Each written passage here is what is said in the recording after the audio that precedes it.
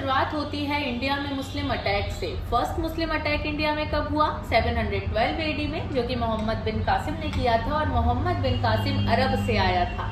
इसने सिंध के ऊपर अटैक किया। सिंध का राजा था दाहिर। ये आपका एक क्वेश्चन तैयार हो जाता है यहाँ से। उसके बाद जो अटैक हुआ मुस्लिम्स का, वो तुर्कियों ने किया, महमूद गजनवी ने। महमूद गजनवी ने भारत में एक नहीं, दो नहीं, बल्कि पूरे 17 आक्रमण किए।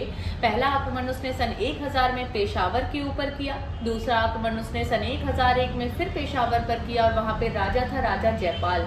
राजा जयपाल ने आत्महत्या कर ली। और इसके बाद महमूद गजनवी ने भारत के ऊपर 17 आक्रमण किए, जिसमें सबसे फेमस आक्रमण था गुजरात का सोमनाथ टेम्पल के ऊपर।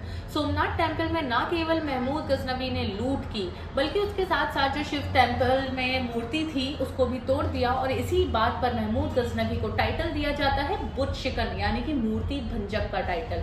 अच्छा, इतनी लूट करके वो लेकर गया था इस आक्रमण में। उसके बाद वो 17वीं बार फिर भारत आता है, और उसका भारत आने का जो पर्पस होता है वो लूट से ज्यादा होता है जाटों को सबक सिखाना। क्योंकि जब वो यहाँ से खजाना लूट कर ले जाता था तो जाट खोंकर जो थे वो उसको बड़ा परेशान किया करते थे। उसके बाद महमूद गजनवी बहुत सारा पैसा लूट कर ले गया, लेकिन महमूद गजनवी जब भारत आया था तो अकेला नहीं आया था। उसके साथ में आए थे अल बरूनी, फिरदौसी, उतबी।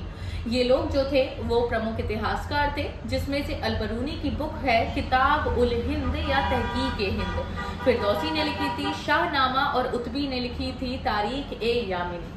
ठीक है, अब हम आगे बढ़ते हैं। तो जो नेक्स्ट अटैक था वो भी टर्किश अटैक था, जो कि किया था मोहम्मद गौरी ने। मोहम्मद गौरी भी गजनी का शासक था। इसका भी भारत आने का एजेंडा था पैसों की लूट करना। ये जब भारत आया तो इसने सबसे पहला अटैक अपना किया 1175 एडी में।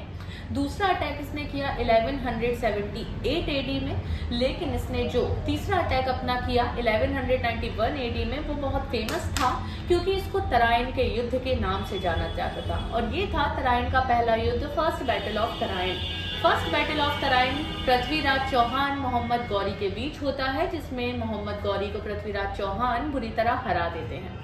उसके बाद 1192 एडी में वापस इनके बीच होता है। ये है तराइन का बैटल सेकंड। इसमें फिर से मोहम्मद गौरी और पृथ्वीराज चौहान आमने सामने थे, और यहाँ पर मोहम्मद गौरी जीत जाते हैं, पृथ्वीराज चौहान को हरा दिया जाता है। इसके बाद मोहम्मद गौरी फिर आगे बढ़ता है और राजा जयचंद के साथ इसका युद्ध होता है 1194 एडी में। इसको कहते हैं बैटल ऑफ चंदावर।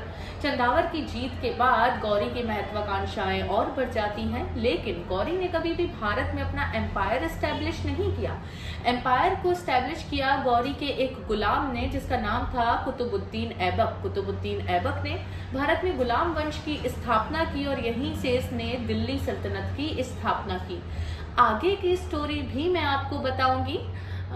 बने रहिए वीडियो के साथ में। सारी कहानी हम लोग पढ़ेंगे एक एक चैप्टर वाइज। ओके।